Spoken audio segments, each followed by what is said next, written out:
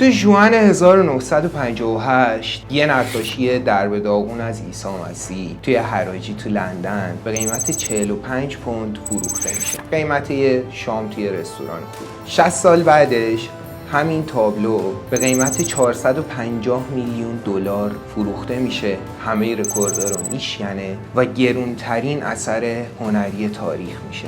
چجوری یه نقاشی فراموش شده که توی انباریا خاک میخورده تبدیل به گرونترین تابلوی تاریخ بشر میشه؟ سالواتور موندی در لاتین به معنای ناجی جهانه. نقاشی زیادی از دوره رنسانس هست که عیسی مسیح یه دستش رو به نشانه تبرک بالا گرفته و یه گوی کریستالی هم توی دستشه که نماد جهان یا بهشت. حالا چیه که این سالواتور موندی رو اینقدر خاص میکنه؟ احتمالاً همتون لئوناردو داوینچی رو بشناسین. یکی از بزرگترین نقاشای تاریخ و یکی از چهره‌های بزرگ دوره رنسانس. داوینچی به خاطر وسواس زیادی که داشته اثرهای خیلی کمی هم ازش موجوده. معروف ترینش هم مونالیزا و شام آخر. در واقع کمتر از 20 تا کار هست که مستقیما بدونیم که مال داوینچیه. به خاطر همین هر اثری از داوینچی به شدت کمیابه و مسلما میتونین حدس بزنین که به شدت هم قیمتی خواهد. میگن این نقاشی به سفارش لویی 12 پادشاه فرانسه تو سال 1500 نقاشی میشه. سال 1625 وقتی هنریتا ماریا میخواسته بره با چارلز اول پادشاه انگلستان ازدواج بکنه، اون نقاشی رو هم به اونجا میبره. از کجا اینو میدونیم؟ از اونجایی که نقل شده توی نقاشیایی که چارلز اول داشته یه دونه اثر اصل داوینچی بوده که تمثال مسیح هم بوده. وقتی 1645 چارلز اول اعدام میشه، این تابلو به یه قیمت خیلی پایینی برای پرداخت بدهیاش فروخته میشه به همراه کلی اثر دیگه بعد از این خبری از این نقاشی نیست تا اواخر قرن 18 هرچند که شواهد تاریخی هست که مطمئنیم که داوینچی همچین کاری رو کشیده باشه، ولی میگن تو این 150 سالی که این تابلو رو هیچ خبری ازش نداریم ممکنه که از بین رفته باشه. اواخر قرن 18 که آقای فرانسیس کوک این تابلو رو میخره، ولی نه به عنوان کار داوینچی، به عنوان یک کاری از کارگاه داوینچی. داوینچی یه نقاش خیلی مهمی بوده و یه کارگاه بزرگی داشته و کلی شاگرد و خدم و حشم داشته و خیلی از کارهایی که منسوب به داوینچی بودند میدونیم که توسط کسای دیگه‌ای خلق شدن که صرفاً شاگردا و دستیارای داوینچی بودن. خیلی هم معتقد بودن سالواتور موندیایی که مونده اوناییه که دستیارای داوینچی کشیدن، نه خودش. و آقای کوک هم توی کاتالوگ نقاشیاش این رو به همین عنوان مطرح میکنه. میگذره تا توی سال 1958 این تابلو به قیمت 45 پوند توی حراجی توی لندن به فروش میره. خانم مینی کونتس که این رو میخره، این رو به این اسم میخره که این کار جیوانی بولترافیوه، یکی از دستیارهای لئوناردو داوینچی، نه خودش. این تابلو رو با خودش میبره نیو اورلئان و بالای مبلش نصبش میکنه و هیچ خبر نداشته که چه گنجینه عظیمی رو توی خونش داره. توی دهه 80 وقتی این خانم فوت میکنه، این تابلو هم به خاطر اینکه همه تصور میکردن یه کپی بی‌ارزشه باز دوباره غیب میشه. منتها خیلی کوتاه‌تر از اون 150 سالی که دفعه قبلی غیب شده بود. فست فوروارد به سال 2005 حراجی توی نیو اورلئان برگزار میشه که اموال خانواده کونتس رو بفروشن. این نقاشی هم جزو همون وسایل بوده. بیشتر مردم هیچ توجهی به این تابلو نمی‌کردن، ولی الکساندر پریش فرق داشته. یه چیزی توی اون تابلو می‌بینه و حس می‌کنه که با یه اثر خیلی مهمی طرفه و میره سراغ آقای رابرت سیمون که متخصص تاریخ هنر بوده. اینا با هم دیگه میرن و این تابلو رو به 1175 دلار به پول اون موقع میخرن. این دو نفر حس می‌کردن که این تابلو خیلی بیشتر از اینها باید ارزش داشته باشه. واسه همین میبرنش پیش یکی از از بزرگترین احیا کننده‌های آثار هنری توی دنیا، یه خانومی به اسم دایان مودستینی. ایشون شروع میکنه کار کردن روی این وارنیش روشو میبره و شروع میکنه هی لایه هایی که دوباره نقاشی شده بوده طی زمان، طی بیشتر از 500 سال هی روی این نقاشی کشیده بودن، ترمیم کرده بودن، هی این لایه ها رو که برمیداره میبینه که این کار یه کار معمولی به نظر نمیاد.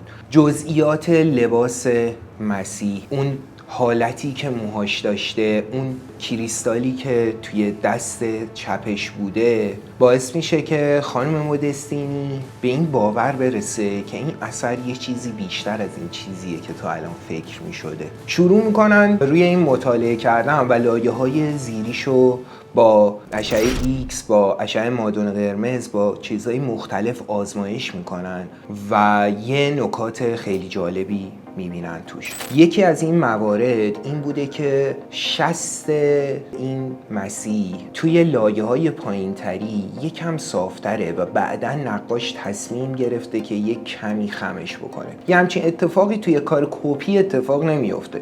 یعنی نقاش داشته فکر میکرده که چجوری باید این رو انجام بده. توی جزئیات لباسش هم همچین اثراتی مشاهده شد. تا سال 2007 هم خانم مودستینی هنوز داشته روی این اثر کار میکرده. وقتی به یه شکل و شمایلی میرسه، این رو میبرن پیش آقای مارتین کمپ که یه داوینچی شناس خیلی خیلی مشهوره توی دانشگاه آکسفورد. ایشون این رو میبینه و به این نتیجه میرسه که این کار اصل داوینچیه. بعد از چندین قرن، بعد از صدها سال، یه کار جدید از داوینچی کشف میشه. خبر به این بزرگی یکی از مهمترین خبرهای دنیای هنر میتونست باشه. همه جا پر شده بود از این اتفاق مهیجی که افتاده و این تابلو رو به نمایش عموم هم میذارن.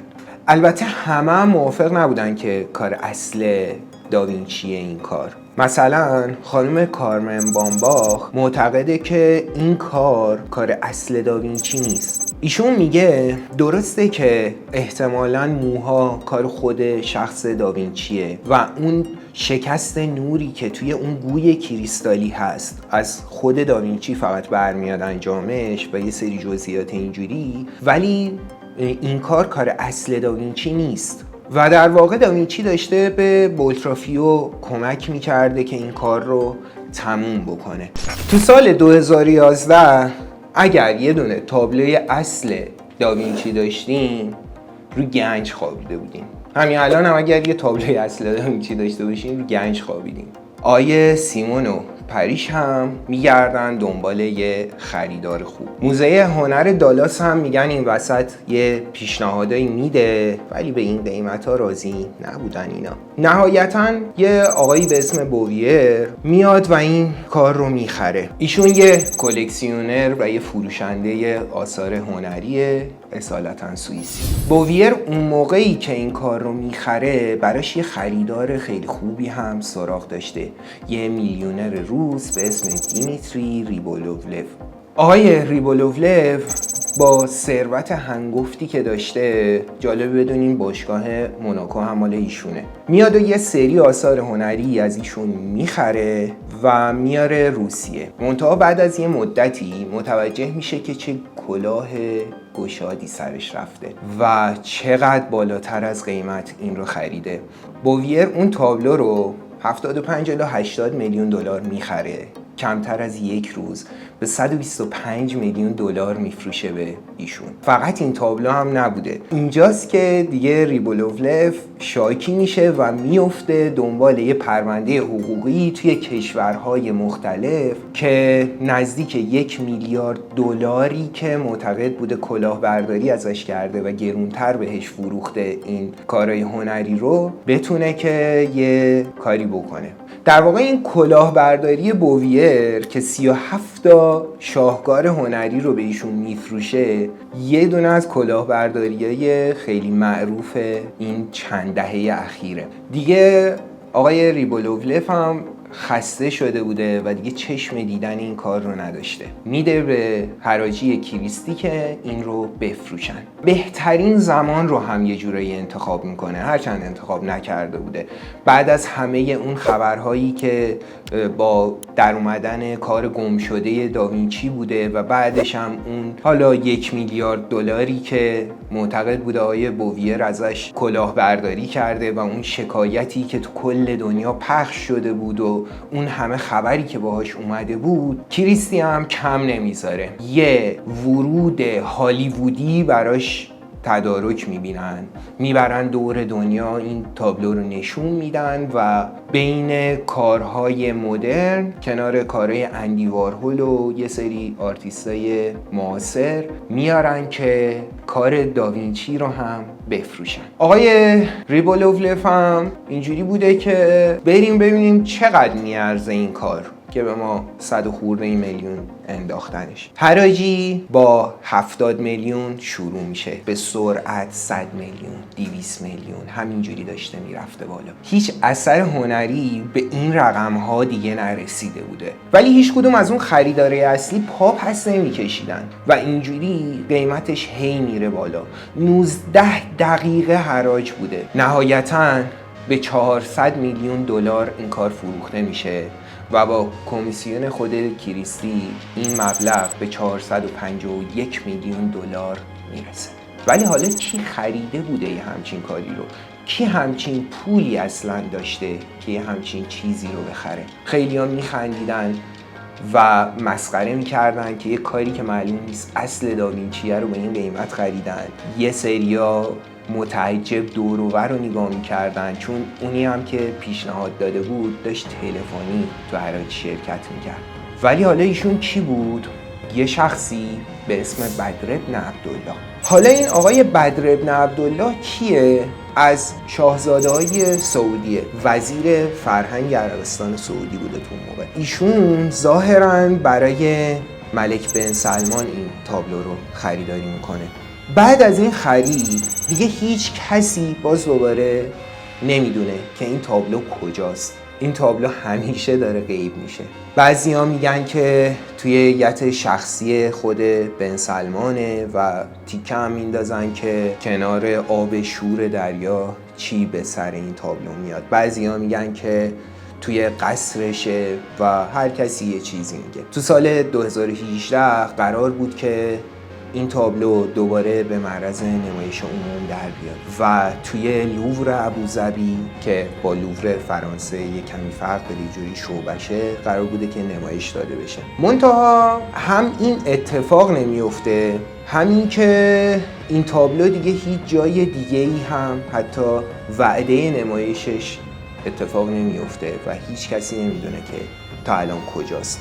بعضیا میگن که محمد بن سلمان این رو خرید که بشه جواهر فرهنگی و هنری کشورش. تنها تابلوی داوینچی که توی موزه ها نیست و دست یه شخصه. و بعضیا میگن که برای رقابت با قطر و امارات بوده و تو مسیر پیشرفت فرهنگی و هنری که خود محمد بن سلمان مد نظرش هست و در جهت اون توسعه‌ای که ایشون تو ذهنش داره برای عربستان اینا خریده شده. چندین بار هم با ایشون مراوده هایی شده که جاهای این رو نمایش بدن، ولی هیچ وقت این اتفاق نیفتاده و متاسفانه از دید عموم دور بوده. داستان پرپیچ و خم سالواتور موندی یه کمی آدمو به فکر فرو میبره. واقعا ارزش یه اثر هنری چقدره؟ آیا صرفاً اینکه یه نقاش بزرگی این رو کشیده باشه باعث میشه که این اثر خیلی گرون و قیمتی بشه؟ آیا داستانهایی که این تابلو داشته و اون تغییر شکلی که طی زمان میده، آیا اینها باعث میشه که یه داستان جذاب پشتش بیاد و قیمتش بالا بره؟ آیا اینی که این تابلو سالهای سال دور بوده و یه جورایی گم شده بوده و دوباره پیدا میشه و اون وایب خبری که حولش شکل میگیره باعث میشه که این قیمت رو بخوره. اصلا چرا ولیعهد کشور مسلمون باید بیاد یه تصویری از عیسی مسیح رو به یه همچین قیمتی بخره؟ سوال و صحبت در مورد سالواتور موندی زیاده. شاید یکی از بحث برانگیزترین کارهای داوینچی باشه، اثری که حتی نمیدونیم واقعیه یا کار دستیاراش بوده و داوینچی فقط یه کمکی کرده توی این که تابلو تموم بشه. چیزی که در مورد سالواتور موندی میتونیم بگیم اینه که شاید این رمز و رازهایی که این تابلو رو احاطه کرده، شاید این داستان شگفت‌انگیزی که داشتم به رویایی بودنش و به این شرایطی که براش پیش اومده کمک کرده باشه. به هر حال هیچ وقتی نمیشه قیمتی روی اثر هنری گذاشت. ما فقط میدونیم که آثار هنری با ارزشن، منتها این که به رقم و عدد چقدر میشه هیچ وقت نمیتونیم مطمئن باشیم و هیچ وقت نمیشه قیمت درست و دقیق روش گذاشت.